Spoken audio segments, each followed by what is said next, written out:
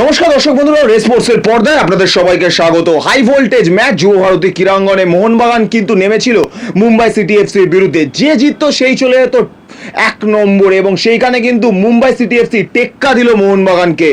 Mumbai City FC কিন্তু 1-0 গোলে match জিতে চলে গেল 1 নম্বরে এবং জমে গেল আইএসএল, এই কথাটা বলতেই হয়। পরপর 4টে ম্যাচ জয় এবং তারপরে কিন্তু বেঙ্গালুরুর বিরুদ্ধে প্রথম আটকে যাওয়া মোহনবাগান এবং আজকে কিন্তু প্রায় হোঁচট খেলো বলা যায় মুম্বাইয়ের বিরুদ্ধে মোহনবাগান। মোহনবাগানে আজ হারের পিছনে যে 5টি কারণ উঠে আসছে, তার মধ্যে প্রথম যে কারণটি নিয়ে আজকে আমরা আলোচনা করবো, আমার সাথে রয়েছে আমার সহকর্মী সৌরভদা।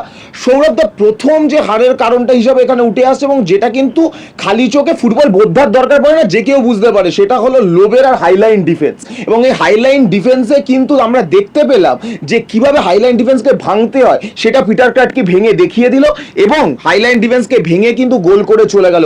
এই হাইলাইন ডিফেন্সের কিন্তু একটা ব্লক, ডিফেন্সটা 4টে ব্লককে নিয়ে, তার মধ্যে একটা ব্লক হলো শুভাশিস। সেই শুভাশিস বোস কি উঠে গেলে আর নিজে নামতে পারছিল না, এটাকে কিভাবে কাজে লাগাতে হয় সেটা কিন্তু পিটার ক্রাটকে দেখিয়ে দিল। একটু বিস্তারিত অর্পণ, আমি তোমার সঙ্গে একেবারেই সহমত। দেখো, হাইলাইন ডিফেন্স খুব ভালো। আমরা এর আগে আলোচনা করেছি যে মোহনবাগান হাইলাইন ডিফেন্স খেলছে আর সেই কারণেই কিন্তু এত আক্রমণাত্মক ফুটবল খেলতে পারছে। কিন্তু সব ম্যাচে হাইলাইন ডিফেন্স ক্লিক করবে না, এটা বলাই যায়। কারণ যে টিম, যে কোচ পরিকল্পনা করতে পারে, হাইলাইন ডিফেন্স কিন্তু ভেঙে দেখাবে। হাইলাইন ডিফেন্স নিয়ে বেঙ্গালুরুর বিরুদ্ধে আটকে ছিল, মুম্বাইয়ের বিরুদ্ধে হার এটাই কিন্তু প্রমাণ করে দিল যে সার্জিও লোবেরা যে পরিকল্পনা নিয়ে এগোচ্ছেন সেটা সব ম্যাচে সম্ভব নয়। কারণ মুম্বাই সিটি এফসি মূলত কাউন্টার অ্যাটাক নির্ভর ফুটবল খেলে এবং যখন মোহনবাগানের অল ডিফেন্স ওপরে চলে যাচ্ছে তখন কিন্তু অনায়াসে ছাংতে নেমে এসে আক্রমণ করে চলে যাচ্ছে। এবং সব থেকে বড় সমস্যা, যেটা তুমি আগেই বলে দিলে, শুভাশিস বোস অত্যন্ত প্রতিশ্রুতিমান একজন ডিফেন্ডার, কিন্তু তার যে বয়স হচ্ছে এবং তিনি যে আর আগের মতো পারফরমেন্স দিতে পারছেন না সেটা কিন্তু মাঠে প্রমাণ হয়ে যাচ্ছে। যখন তিনি ওপরে উঠে যাচ্ছেন, তারপর যখন অন্য ফুটবলারদের সঙ্গে তিনি স্পিডে আর পেরে উঠছেন না, নেমে এসে সঠিক সময়ে জায়গা নিতে পারছেন না, যার ফলে চাপ বাড়ছে মেহতাব বা আলবার্তোর ওপর, আর সেখানেই কিন্তু মূলত ডিফেন্সটা চাপে পড়ে যাচ্ছে আর এক্সপোজ হয়ে গেল। এবং সেখান থেকেই কিন্তু নওফাল গোল করে নিয়ে চলে গেল। নওফাল যখন গোল করলেন, তিনি বক্সে এমন একটা জায়গায় দাঁড়িয়ে যেখানে কিন্তু তাকে মার্ক করা যায়, কিন্তু সেই সময় ডিফেন্সে নাম্বার অফ সুপ্রিমেসি যেটা মোহনবাগানের পাওয়ার কথা সেটা পেল না। এবং সেখানে অভিষেক সিং, তিনি ডান দিকে যাবেন না বাঁ দিকে যাবেন ভাবতে ভাবতেই নওফাল ফাঁকা জায়গা থেকে শট করে গোল করে বেরিয়ে চলে গেলেন। তো এই যে হাইলাইন ডিফেন্স আমি খেলাবো, আমি একজন কোচ, আমি যখন হাইলাইন ডিফেন্সটা খেলাবো তখন আমি কোন ম্যাচে খেলাবো কোন ম্যাচে খেলাবো না, এটা বোধহয় সার্জিও লোবেরাকে একটু বেছে নিতে হবে। সেইখান থেকে দাঁড়িয়ে কিন্তু আগের দিন আমরা একটা কথা বলেছিলাম, তুমি আমি মিলেই বলেছিলাম যে নওফাল, ছাংতে এবং পেরেরা ডিয়াজ, এই 3টে প্লেয়ার কিন্তু কি ডেঞ্জারাস হতে পারে। এবং সেটা আজকে তুমি যদি গোলটা দেখো, জনি কাউকো থেকে বল পেলেও ছাংতে দৌড়ে গিয়ে একটা ছোট্ট কাটব্যাক করে প্রথম বলটা পেরেরা ডিয়াজ কিন্তু জনি কাউকোকে, আবার জনি কাউকো ওখানে সেলফিশ হতে পারতে, শট নেওয়ার কিন্তু জায়গা ছিল, কিন্তু তিনি সেলফিশ হলেন না। নওফাল এবং পরপর 3 ম্যাচে 3টি গোল করলো কিন্তু এই নওফাল প্লেয়ারটা, এবং ওই একটি গোল ওইখান থেকে কিন্তু জিতে বেরিয়ে গেল মুম্বাই সিটি এফসি, এই কথাটা বলতেই হয়। মুম্বাই সিটি এফসি তো তোমার গোল করলো, কিন্তু আমি যেটা জোর দিলাম যে একটাই গোল, এরপরে তো মোহনবাগান প্রচুর আক্রমণ করেছে, তারপরেও গোল তুলতে পারলো না কেন, কি মনে হয়? দেখো, মোহনবাগানের এই দলটার যেটা এক্স ফ্যাক্টর সেটা হলো পাসিং ফুটবল। আমরা আগেও আলোচনা করেছি যে এক একটা ম্যাচে অ্যাভারেজ 550-600 পাস খেলছে। আজকের পরিসংখ্যান দেখলে হয়তো বোঝা যাবে আজকে কটা পাস খেলেছে, কিন্তু সেই সংখ্যাটা খুব কম নয়। পাস কিন্তু খেলেছে, কিন্তু গোল কেন এলো না? গোল এলো না তার কারণ পিটার ক্র্যাটকির পরিকল্পনা। তিনি কিন্তু একেবারে প্ল্যান করে জেমি ম্যাকলারেনকে বক্সের মধ্যে বোতলবন্দি করলেন, আর যখনই জেমি ম্যাকলারেন বক্সের মধ্যে বোতলবন্দি হলেন তখনই কার্যত নিষ্প্রভ দিমিত্রি পেট্রাতোস, যার ফলে মোহনবাগানকে যেটা করতে হলো, 2 উইং থেকে বারবার বল ভাসালেন বক্সের মধ্যে এবং মুম্বাইয়ের ডিফেন্ডাররা অনায়াসে সেই বল ক্লিয়ার করে গেলেন। আর সেখানেই দেখা গেল 17খানা কর্নার, পরিসংখ্যানের পাশে লেখা রয়েছে প্রত্যেকটাই নিষ্ফলা, মানে গোল কিন্তু শূন্য। কারণ এই 17টা কর্নার, একটা টিম যখন 17টা কর্নার পাচ্ছে তখন কিন্তু বোঝাই যায় যে সেই দলটা কতটা আক্রমণাত্মক ফুটবল খেলছে। কিন্তু মোহনবাগান কিন্তু সেই সেট পিসগুলোকে কাজে লাগাতে পারলো না। আমরা বারবার এর আগে যখন অনুশীলন কভার করেছি আমরা বলেছি যে লোবেরা সেট পিসের ওপর জোর দিচ্ছেন, লোবেরা সেট পিসে ভ্যারিয়েশন চাইছেন, কিন্তু সেই ভ্যারিয়েশন মাঠে কোথায় দেখা যাচ্ছে? আচ্ছা, আমরা দেখতে পাচ্ছি প্র্যাকটিসে বিভিন্ন রকম ভ্যারিয়েশন তিনি রাখছেন, কখনো অনিরুদ্ধ থাপা এসে ফ্রিকিক নিচ্ছেন, কখনো লিস্টন কোলাসো এসে ফ্রিকিক নিচ্ছেন। আজকে বক্সের সামনে যে ফ্রিকিকটা মোহনবাগান পেল, মোহনবাগান ফুটবলাররা ঠিক কি করতে চাইলো আমি বুঝতে পারলাম না। একদম, একদম। লিস্টন কোলাসো বলটা পেরিয়ে চলে গেলেন, তারপর দিমিত্রি পেট্রাতোস মারলেন। মুম্বাইয়ের প্লেয়াররা জানতেন ওই বলটা ক্রিকেটটা দিমিত্রি দিমিত্রি মারবেন, এবং সেই কারণে তারা কিন্তু লিস্টনকে দেখে বিন্দুমাত্র বিচলিত হয়নি। তাহলে এমন পরিকল্পনা কেন নিচ্ছেন কোচ, বা অবশ্যই। এমন ধরনের ভ্যারিয়েশন এনে লাভ কি, যে ভ্যারিয়েশন আমার বিপক্ষ বুঝে নিচ্ছে?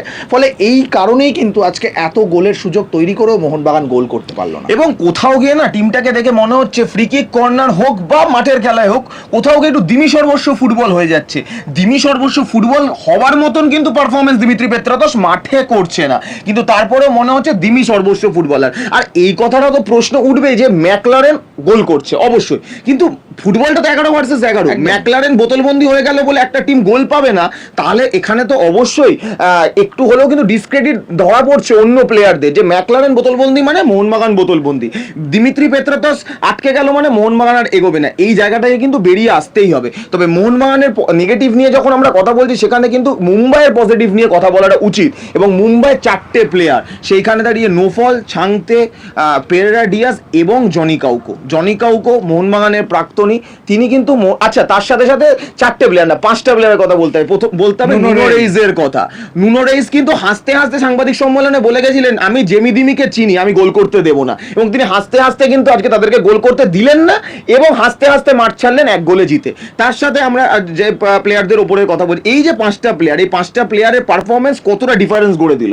দেখো, শুধু 5টা প্লেয়ার নয়, মুম্বাইয়ের 11টা প্লেয়ারই কিন্তু আজকে নিজের সেরার থেকেও বেশিটা দিয়েছে। আচ্ছা। কারণ মোহনবাগান মানে মুম্বাই সিটি এফসি জানে এই ম্যাচটার গুরুত্ব কতটা, এবং তারা কিন্তু আগে থেকেই প্রিপেয়ার্ড হয়ে নেমেছিল।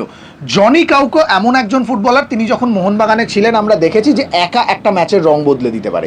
আজকে কিন্তু মোহনবাগানের মাঝমাঠকে একা এলিমিনেট করেছেন। অবশ্যই পেরেরা দিয়াজ আছেন, কিন্তু জনি কাউকোর যে স্পিড, তার যে বুদ্ধিমত্তা, তার যে উপস্থিত স্কিলকে কাজে লাগানো, এটা কিন্তু থাপা এবং আপুইয়াকে বারবার এলিমিনেট করে গেছে। এবং আজকে কিন্তু মোহনবাগান মাঝমাঠে কর্তৃত্ব দেখাতে পারেনি। কালকে বারবার এই কথাটা উঠে আসছিল যে মুম্বাই বনাম মোহনবাগান মানেই মাঝমাঠের খেলা, আর সেই মাঝমাঠের খেলায় কিন্তু আধিপত্য দেখিয়েছে মুম্বাই সিটি এফসি। পাশাপাশি তুমি আগেই বললে, নওফালের কথা বললে, ছাংতের কথা বললে। ছাংতেকে আমরা বারবার দেখেছি মোহনবাগানের বিরুদ্ধে ভয়ঙ্কর হতে দেখেছি, আজকেও আমরা ভয়ঙ্কর হতে দেখলাম। এবং সুভাষিস বোসকে যেভাবে এলিমিনেট করলেন, এই মানে আমরা লাস্ট 4 বছর ধরে মুম্বাই সিটি এফসি বনাম মোহনবাগান ম্যাচ দেখছি, বারবারই মোহনবাগান মুম্বাই ম্যাচ হয়, ছাংতে সুভাষিস বোসকে এলিমিনেট করে। এই পরিকল্পনা কবে বদলাবে? সুভাষিস বোস নিজে কি এই হোমওয়ার্কটা করছেন ছাংতেকে আটকানোর? মনে হয় না। করলে হয়তো 4 বছরে ছবিটা 4 বছর সময়ও লাগতো না, ছবিটা হয়তো বদলাতে পারতো। পেরেরা দিয়াজ সবসময় ভয়ঙ্কর, এবং আজকেও যথারীতি তিনি দেখিয়েছেন। নুনো রেইজের কথা আগেই বললে। ফলে এই 4টে মাঝমাঠের ফুটবলার এবং ডিফেন্সে নুনো রেইজ, আর একজনের কথা বলতেই হয়, ভালপুইয়া, একদম, যার কিন্তু খেলার কথা ছিল না। আমার মনে হয় ভালপুইয়াকে নিয়ে পড়াশোনা করে আসেনি মোহনবাগান, ভেবেছিল রেড কার্ড সাসপেনশন আছে, কিন্তু যা শেষ পর্যন্ত খবর পাওয়া গেল আজ সকালে ভালপুইয়া সাসপেনশন উঠেছে, এবং কোনো সিদ্ধান্ত বিচলিত না হয়ে ক্রাটকি কিন্তু ভালপুইয়াকে টিমে রেখেছে। আর সেই ভালপুইয়া কিন্তু বারবার দিমিত্রিকে আটকেছে, বারবার লিস্টনকে আটকেছে। ফলে এই জায়গায় আমার কোথাও মনে হয়, আমরা যে মানে মুম্বাইয়ের কথা বলতে বলতেই আমি আর একটা পয়েন্টে চলে যাচ্ছি, যে লোবেরার পরিকল্পনা নিয়ে কোথাও ভাবা উচিত। একদম। বারবার আমরা একটা মানে ফুটবলে একটা কথা প্রচলিত আছে যে কোনো ম্যাচের জন্য plan A B C D, যত পরিকল্পনা তৈরি করা থাকে তত ভালো। আরেকটা কথা, আমরা কিছুদিন আগেই বোধহয় একটা ভিডিও আলোচনায় আমরা বলছিলাম যে একটা যখন ভালো কোচ হবে, তখন তার plan A B C D র প্রয়োজন হবে না। সে প্ল্যান এতেই ক্লিক করে সেটাতেই কাজে লাগাবে, কিন্তু প্ল্যান B C D তে যেতে হচ্ছে মানেই লোবেরার পরিকল্পনায় গলদ রয়েছে। আমার মনে হয় লোবেরার পরিকল্পনা নিয়ে আরও ভাবনা চিন্তা করা উচিত। এবং তিনি প্রথম 4টে ম্যাচ জেতার পর বোধহয় এই দলটাকে নিয়ে একটু আত্মতুষ্টিতে চলে গিয়েছিলেন, এবং সেই কারণেই বোধহয় আজকের এই ফলাফলের পর মোহনবাগান শিবির ধাক্কা খেয়েছে। এখন 5 দিনের একটা ছুটি নিয়ে মোহনবাগান অনুশীলনে ফিরবে। তারপর কিন্তু ম্যাচটা আরও কঠিন, জামশেদপুরের ডেরায় জামশেদপুর এফসির বিরুদ্ধে ম্যাচ, যে ম্যাচ মোহনবাগানের বের করে আনা কঠিন। ফলে লড়াই অবশ্যই মোহনবাগানের জন্য কঠিন হলো। অবশ্যই। দেখো, এখানে কিন্তু একটা কথা আমি আরেকটু বেশি করে বলবো, যে যখন ম্যাচ শুরু হলো আমরা দেখলাম লোবেরার জন্য ট্রিবিউট, দুদিকে কিন্তু টিফো নামলো মাঠে। এবং লোবেরার উপরে তো মনমান সমর্থকরা সত্যি বিশ্বাস রেখেছিলেন। আমরাও আলোচনা করছিলাম যে প্রচণ্ড শক্তিশালী একজন কোচ, তিনি জানেন যে কিভাবে ম্যাচ বের করে নিয়ে আসতে হয়। আজকে কিন্তু একটা জিনিস ধরা পড়লো, যা একটা ম্যাচে বা দুটো ম্যাচে এই কথাটা বলা কতটা ঠিক জানি না, তবে এটা কিন্তু ধরা পড়লো আজকে, যে চাপে পড়লে কিন্তু লোবেরার পাও টলমলো হয়। সেইখানে দাঁড়িয়ে লোবেরার একটা চেঞ্জ কিন্তু প্রশ্ন উঠবে। দীপক টাংরি মাঝ মাঠে নামানো হলো, তারপরে হঠাৎ করে তাকে তুলে দেওয়া হলো, সে রেগে মেগে চেয়ারে লাথি মারলো। কিন্তু এই পরিবর্তনটা কেন হলো? বা রবসানকে ওই সময় মাঠে নামানো, রবসানকে নামানো হলো, খেলাটা এতই স্লোতো হয়ে গেল ওই সাইডে যে অপরদিকে মনবীরকে নামাতে বাধ্য হলো লোবেরা। এই যে চেঞ্জেস গুলো, এইগুলো কি লোবেরার প্রশ্ন তো তুলছে লোবেরার উপর। দেখো, শুধু একটা চেঞ্জেস নয়, যদি চেঞ্জেস নিয়ে কথা ওঠে তাহলে কিন্তু একাধিক চেঞ্জেস নিয়ে কথা উঠতে পারে। আমরা প্রথম 4 ম্যাচে যে মোহনবাগানের টিম দেখেছিলাম, বেঙ্গালুরু ম্যাচ থেকেই কিন্তু দলে বদল আনা শুরু করলেন লোবেরা। তাহলে বেঙ্গালুরুর মতো দলের বিরুদ্ধে যখন তিনি 2 স্টপার নিয়ে নামলেন, তাহলে আজকে মুম্বাইয়ের বিরুদ্ধে কেন 2 স্টপার নয়? ঠিক। যদি আমি রবসান রবিনহোকে প্রথমার্ধে নামাতে পারবো না, তাহলে আক্রমণে 3 বিদেশি কেন? আমার প্রয়োজন নেই। আমি আগে নিজের রক্ষণটাকে সামলে রাখি, তারপর তো আক্রমণে যাব। গোল হজম করে যদি আমার দলের 5 গোল দেওয়ার ক্ষমতা না থাকে, তাহলে তো সেখানে ডিফেন্সিভ অ্যাটাকিং ফুটবল খেলে কোনো লাভ নেই। সেই জায়গা থেকে কিন্তু জেসন কামিন্সকে দিয়ে শুরু করালেন, ক্লিক করলো না। সেকেন্ড হাফে রবসানকে নামালেন, তখন রবসানের হাতে সময় কম, দীপক টাংরিকে নিয়ে এলেন, তাকে 15 কি 20 মিনিট সময় দিয়ে আবার সাহাল আব্দুল সামাদ এবং হলুদ কার্ড দেখলো। সাহাল আব্দুল সামাদকে যখন নিয়ে এলেন, তার হাতেও খুব বেশি সময় নেই। ফলে আজকে কোথাও গিয়ে সব পরিকল্পনাটা যেন খিচুড়ি হয়ে গেল। তো আমার মনে হয় সবটা নিয়েই লোবেরা হয়তো হোমওয়ার্ক করবেন, হাতে সময় রয়েছে, ভাববেন। এখনই যদিও হতাশ হওয়ার কিছু নেই, সব গেল এমনটা বলারও কিছু নেই। এরপর একাধিক ম্যাচ বাকি রয়েছে, এই মোহনবাগান ঘুরে দাঁড়াবার ক্ষমতা রাখে। অবশ্যই যদি জামশেদপুর এফসির বিরুদ্ধে 3 পয়েন্ট নিয়ে ফিরতে পারে মোহনবাগান, তাহলে কিন্তু আবারও লিগ টেবিলের চেহারা বদলাবে। সবার শেষ পয়েন্ট নিয়ে যেটা কথা বলবো সেটা হলো, তার জন্য টেনে নিয়ে আসতে হবে, একটু সাংবাদিক সম্মেলনে চলে যেতে হবে। সাংবাদিক সম্মেলনে লোবেরার সাথে এসেছিলেন আপুইয়াকে যখন প্রশ্ন করা, আপুইয়া হাসতে হাসতে একটা কথা বলেছিল যে আগের বছর আমরা সেট পিস থেকে অনেক গোল করছিলাম, এবছর আমরা ওপেন প্লে থেকে করছি, তো কি অসুবিধা আছে? ওপেন প্লে থেকে তো আমরা গোল পাচ্ছি, আজকে ওপেন প্লে থেকে গোল নেই, কিন্তু সেট পিস থেকে যে গোল করছিলাম, সেই করছিলামই থেকে গেল। এতগুলো সেট পিস পেয়েও কনভার্সন নেই। সেখানে আলবার্তোর মতন একজন প্লেয়ার রয়েছে যে ভালো হেড করতে পারে, কিন্তু তারপরেও মনে হলো যেন যে দিমিত্রি প্রত্যেকটা বল রাখছে, কিন্তু গোল করার জন্য কেউই ওখানে উপস্থিত থাকছে না। সেট পিসের এই যে গোল না করতে পারে, এটা তো ভোগালো মোহনবাগানকে। অর্পণ, আমরা যদি 2টো মরশুম পিছিয়ে যাই, একটা ছবি যদি নিশ্চয়ই তোমার মনে পড়বে যে একটা সময় মোহনবাগান কিন্তু সেট পিস মানেই বিপক্ষ রক্ষণ তথস্ত থাকতো, যে কোনো সময় গোল হয়ে যাবে।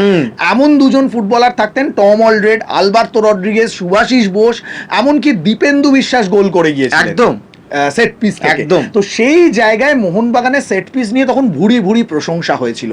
গত মরশুম এবং এই মরশুম ছবি বদলে গেছে।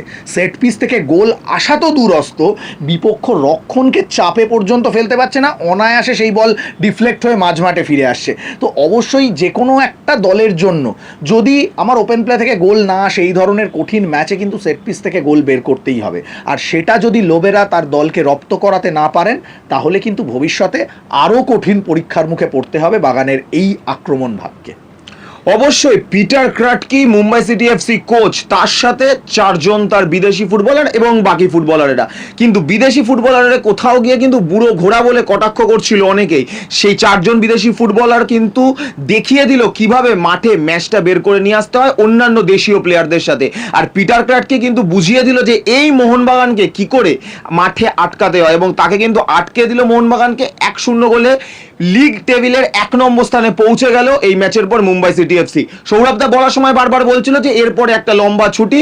অবশ্যই নিজেদের ড্রেসিং রুমে পৌঁছে গিয়ে নিজের বোর্ডে কিন্তু অনেক কিছু দেখে নেবেন, বুঝে নেবেন, সার্জিও লোবেরা বুঝিয়ে দেবেন তার প্লেয়ারদের, এবং তারপরে জামশেদপুরের বিরুদ্ধে কিন্তু জিততেই হবে মোহনবাগানকে, না হলে লিগ কিন্তু শুধু জমে যাবে না, লিগ থেকে বেশ কিছুটা পিছিয়ে আসবে মোহনবাগান।